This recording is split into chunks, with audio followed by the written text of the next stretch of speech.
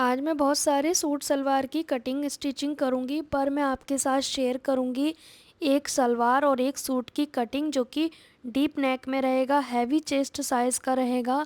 तो मैं आपके साथ शेयर करूंगी डिटेल में।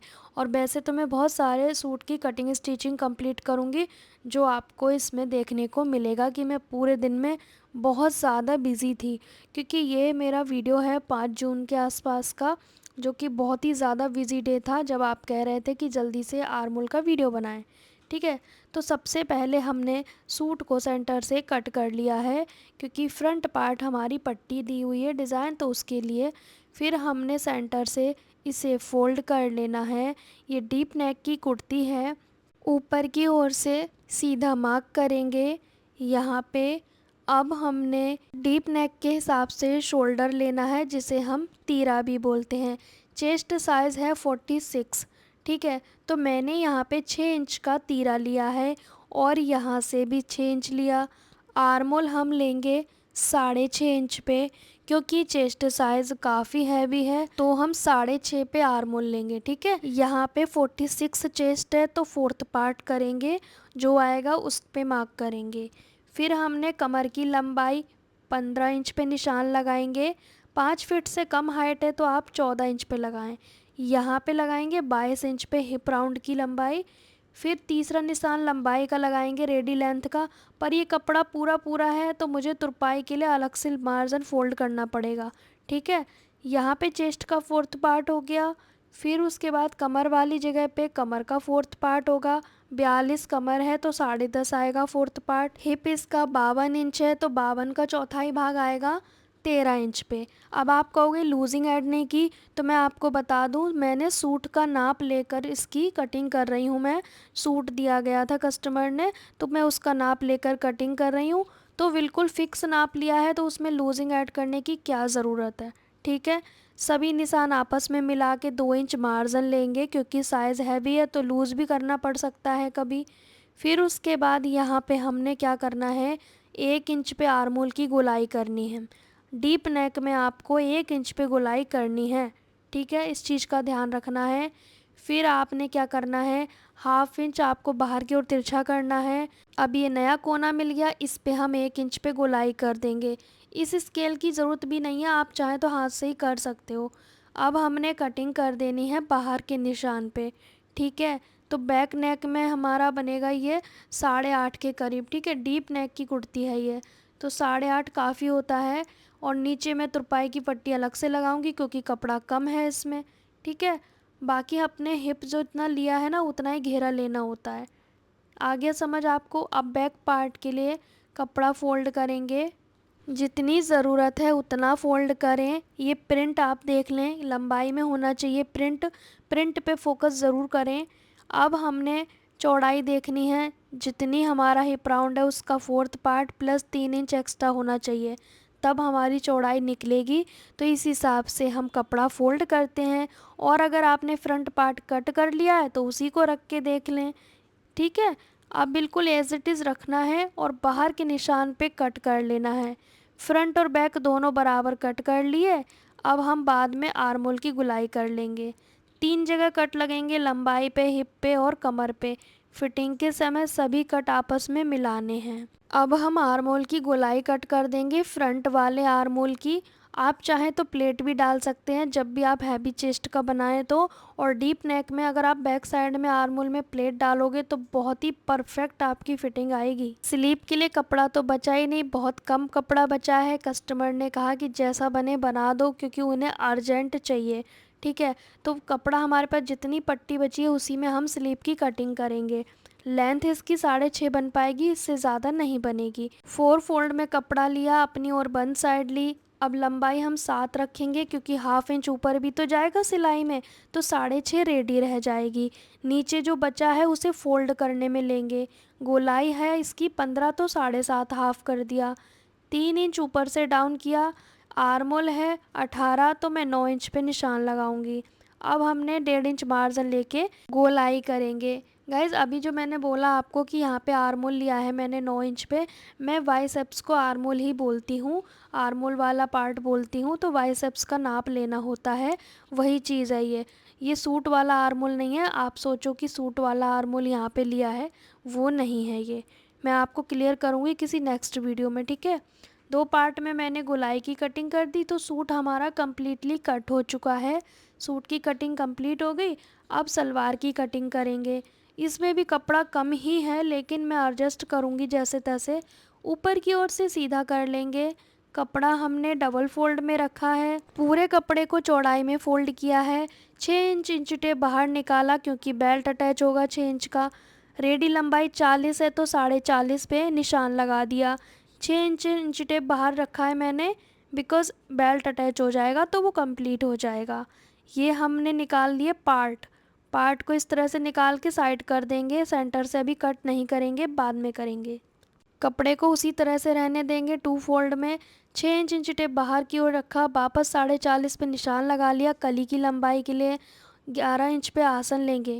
आसन 11 इंच पे एक साइड से लंबाई ली है और दूसरी साइड से आसन, और इस तरह से मिला देंगे। आपको समझ आएगा जब मैं दूसरी कली की भी ड्राफ्टिंग कर लूँगी। दूसरी साइड से हम 11 इंच लेंगे, मतलब एक साइड कली की लंबाई और एक साइड आसन। अपोजिट करना है, एक साइड दूसरी कली की आसन और एक साइड दूसरी कली की लंबाई। इस तरह से 4 कलियों की ड्राफ्टिंग हो गई। अब मैं जब कटिंग करूँगी तो आपको समझ में आएगा। तो यहाँ पे मैंने 2 इंच ले लिया। कहने का मतलब है एक कली की लंबाई इस साइड से है तो दूसरी कली की इस साइड से, मतलब दोनों कलियाँ आमने सामने मुँह करते हुए हम कट करेंगे। यहाँ से 2 इंच लिया, दूसरी साइड से भी 2 इंच लिया कली की नीचे की चौड़ाई। अब आपको आपस में इस तरह से मिला देना है। अब मैं जब कटिंग करूँगी तो आपको आई थिंक समझ में आ जाएगा। नहीं समझ में आए तो आप मुझे कमेंट करना, मैं और डिटेल में समझाऊँगी। 2 कलियाँ कट हो गई। आप चाहें तो इन्हीं 2 कलियों को रख के कट कर सकते थे, ठीक है। अब 2 कली बंद हैं तो उन्हें भी कट कर लेंगे। अब जो हमने पार्ट निकाले थे उसे हमने बीच से कट इसलिए नहीं किया क्योंकि हमें कपड़ा कम पड़ रहा है, तो अब मैं पार्ट की चौड़ाई को कम कर दूंगी। अगर मैं पहली 2 टुकड़े कर देती तो ये वाला कपड़ा हमें नहीं मिल पाता, इसलिए मैंने कट करके साइड कर दिए थे। अब सेंटर में पार्ट आएंगे, दोनों साइड कलियाँ आएंगी, ये आप इस तरह से जोड़ दें, ठीक है। अब बेल्ट को एडजस्ट करना है। बचे कुचे सारी कतले मैं इसमें अटैच कर दूंगी। जितना हिप साइज़ है उसमें आपको 10 इंच प्लस करना है और आपकी बेल्ट कंप्लीट हो जाएगी। इस तरह से मैंने 8.5 लिया है क्योंकि हमारा 6 इंच हमें रेडी बेल्ट चाहिए, बाकी फ़ोल्ड करने में और जोड़ने में चला जाएगा, नेफा फ़ोल्ड करने में। अब इस बेल्ट को कंप्लीट करते करते कई सारे टुकड़े मैं यूज़ कर डालूँगी। टोटल हमें करनी है 30 का डबल 60। मैं 60 इंच की बेल्ट रखने वाली हूँ। इस तरह से 30 रहेगा, ठीक है। तो ये हमारा बेल्ट हो गया। क्योंकि बुज़ुर्ग हैं और हेल्दी भी हैं तो उन्हें थोड़ा लूज़ चाहिए। एक टुकड़ा और लगा दूँगी कम पड़ने पर। तो यहाँ पे आप देखेंगे कि हमारी बेल्ट की सलवार कटिंग भी हो गई, सूट भी कटिंग हो गया। फ़िलहाल मैंने ये रेड वाली कुर्ती को कट किया है, इसकी वीडियो चैनल पे आ चुकी है। फिर उसके बाद एक प्लाज़ो कट किया, इसकी भी वीडियो चैनल पे आ चुकी है। इनकी कटिंग स्टिचिंग भी मैंने सेम डे करी है। बहुत सारा काम किया है एक दिन में, जो कि बहुत ही ज़रूरी थे। इन दोनों की वीडियो चैनल पे है, आप देख सकते हो। फिर एक कुर्ती पड़ी थी मेरे पास जो कटिंग करी हुई पड़ी थी, इसे भी स्टिच करना है। धागा ना होने के कारण मैंने इसे स्टिच नहीं किया था। तो आज इस कुर्ती की भी बारी है, इसे भी स्टिच कर दिया मैंने। और ये जो अभी हमने कुर्ती कट किया था डीप नेक वाला, सेम हमने उसे भी कट करके स्टिच कर दिया। अब जो भी कपड़े मैंने स्टिच किए थे उन्हें तुरपाई के लिए भेजना है, बिकॉज़ एक ही दिन में मैंने ढेर सारे कपड़े स्टिच किए हैं। अभी इस धागे को मैं सूट के साथ ही बांध दूंगी और जो कपड़े कल के थे जो तुरपाई होकर आए हैं उन्हें हटा के रखूंगी और उसी थैले में वापस मैं नए कपड़े डाल के दे दूंगी। दोपहर के 2 बज रहे हैं। अब मैं एक रेड वाले सूट को स्टिच करूंगी और एक वाइट वाले प्लाजो को स्टिच करूंगी। तुरपाई के लिए कपड़े भेज दिए, जो सिल गए वो देती जा रही हूँ मैं। अब इनको भी सिल के कंप्लीट करूँगी। इनका वीडियो सेकंड चैनल पे अपलोड हो गया है कटिंग का, दीपा स्टिचिंग ट्यूटोरियल्स पे। तो मैं यहाँ पे फ्रंट में डीप नेक बना रही हूँ, बैक में 3.5 इंच का नेक बना रही हूँ। तो ये कुर्ती स्टाइल में रेडी करवाया है कस्टमर ने, और स्लीप पे थोड़ा मैंने तिरछा टाइप का डिज़ाइन दे दिया है बॉटम वाले फैब्रिक से, देख सकते हो आप। इस तरह का है ये, ठीक है। शॉर्ट वीडियो में आपको डिज़ाइन दिख जाएगा कैसा है, बहुत ही सिंपल सा है, कुछ खास नहीं है। फिर उसके बाद मैंने स्ट्रेट प्लाजो की स्टिचिंग की, जो कि बहुत ही आसान तरीके से मैं आपको सिखाती हूँ।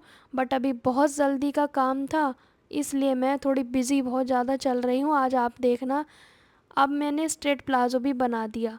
तो बहुत सारे कपड़े मैंने स्टिच किए हैं आज, और कुछ का वीडियो भी नहीं बना पाई क्योंकि कुछ ऑफलाइन भी कर डाले मैंने। फिर उसके बाद आती है बारी सलवार की, तो इस सलवार को भी मैं सिल दूँगी। बाहर की ओर अंधेरा हो चुका है, आप विंडो से देख सकते हैं, फिर भी मैं लगी पड़ी हूँ। इसको भी कंप्लीट कर दिया क्योंकि आज मैं सारे कंप्लीट करके तभी सोने वाली हूँ। आज जिद ठान ली है मैंने कपड़े निपटाने की। जैसे ही 4:45 बजे दूध का टाइम हुआ, मैं किचन में गई इसे डब्बे को लेने, तो देखा खाना रखा है। मतलब मैं खाना खाना भूल गई। मतलब मैं इतनी ज़्यादा व्यस्त थी कि मैं खाना खाना भूल गई। सो गैस, मुझे ना सिलाई करते करते इतना टाइम हो गया, 4:45 हो गए, और फिर मैं दूध लेने के लिए डोल लेने गई किचन में, तो देखा मैंने खाना ही नहीं खाया। मतलब मैं दोपहर का खाना खाना भूल गई, इतना ज़्यादा काम में व्यस्त थी। अब मुझे भूख लगी तो मैं दूध लेके आके चाय बनाई है, और चाय से बिस्किट वगैरह खा रही हूँ। खाना खाने का इच्छा तो है नहीं, लेकिन मैं रात को वही खाऊंगी। भाई क्या कर सकते हैं, हमने खाना बचाया तो हम ही को खाना पड़ेगा, है ना। देखते हैं अब क्या होगा। तो मैं भी चाय लेकर आई हूँ, दिखाती हूँ आपको क्या क्या खाती हूँ मैं। ये है लड्डू सीड्स का पड़ा था, तो मैंने खाने के लिए ले आई। और बिस्किट है, चाय है, और ये बूंदी है, थोड़ा टेस्ट चेंज करने के लिए। सारे कपड़े स्टिच हो चुके हैं और मैं ओवरलॉक करने वाली हूँ। ये धागा ख़त्म हो गया तो मैं धागा भी चेंज करूँगी जस्ट अभी। तो ये इतने सारे कपड़ों को मैंने ओवरलॉक करना है। अब मेरा मन नहीं है, लेकिन मैं फिर भी ज़बरदस्ती करूँगी, लगे हुए हाथ सब काम निपटा दूँ। ये सारे तुरपाई होकर भी आ गए। मैं वन बाय वन दिखा रही हूँ किसका कितना रेट लेती हूँ। तो इस वाले सूट का मैंने 300 लिया है पैंट के साथ। ये वाला जो सूट है जिसमें मैंने थोड़ा कट वर्क का डिज़ाइन डाला है, इसके मैंने 350 रुपये लिए हैं, क्योंकि बॉटम में थोड़ा डिज़ाइन है पेस्टिंग का। इसका भी मैंने 300 लिया है। पाइपिंग पट्टी का मैं कुछ भी अलग से चार्ज नहीं करती हूँ। बाकी होम बुटीक रेट लिस्ट की वीडियो चैनल पे है, आप उसे देख सकते हो। सिंपल पैंट है, पैंट बनवाओ या सलवार में सेम रेट लेती हूँ। इसका भी 300 है, इस सूट सलवार का भी 300 है, और इसका भी 300 है। ठीक है, बाकी रह गया डिज़ाइन वाला, उसके मैंने 350 लिए हैं, इसके भी 300 लिए हैं। तो इन सभी कपड़ों के मैंने 300 ही लिए हैं। किसी का पैंट है, किसी का प्लाज़ो है, किसी का सलवार है। बाकी और डिटेल में वीडियो चैनल पे है, आप देख सकते हैं। अब इन सारे कपड़ों में बहुत सारा टाइम लगेगा, बिकॉज़ मेरे को बहुत सारा ओवरलॉक करना है। सिलने से ज़्यादा प्रॉब्लम तो मुझे ओवरलॉक करने में होती है। खड़े खड़े मैं करती हूँ, धागा ख़त्म हो चुका है तो उसे भी चेंज करूँगी, और इसमें धागा टूट जाए ना तो बहुत टाइम लगता है भाई। अब इतने सारे ढेर सारे कपड़े करके ना मैं इतनी बुरी तरह थक गई हूँ कि हिम्मत नहीं है। अभी इनमें प्रेस भी बाकी है भाई, अभी काम ख़त्म नहीं हुआ है, पिक्चर अभी बाकी है। सर दर्द हो गया इन्हें करते करते। अब इन्हें प्रेस भी अभी करूँगी। काश ऐसा होता, इस प्रेस को पकड़ती मैं और इन पे घुमाती, और जादू मंतर से सारे कपड़े प्रेस हो जाते। बट ऐसा नहीं है, ज़बरदस्ती फिर से अपने मन को काम पे फोकस करेंगे और इन्हें प्रेस करके कंप्लीट करेंगे। तो यहाँ पे अब मैं इन्हें पैक करूँगी सभी के थैलों में। पता है, मेरे कस्टमर अपने थैलों के लिए भी बोलते हैं कि हमें हमारे पन्नी में, हमारे थैले में ही देना। मतलब दिल्ली में भी ऐसा होता है, आप सोच सकते हो। तो भाई उनके बैग में ही उनके कपड़े डाले जा रहे हैं, वन बाय वन जिसके भी हैं। कुछ कपड़े मैंने और सिले थे, वो जा चुके हैं, उनका कोई वीडियो वगैरह नहीं अपलोड हुआ है, क्योंकि कुछ कपड़े ना इतने जल्दी के होते हैं कि बस मुसीबत हो जाती है। मिलते हैं नेक्स्ट वीडियो में, बाय बाय।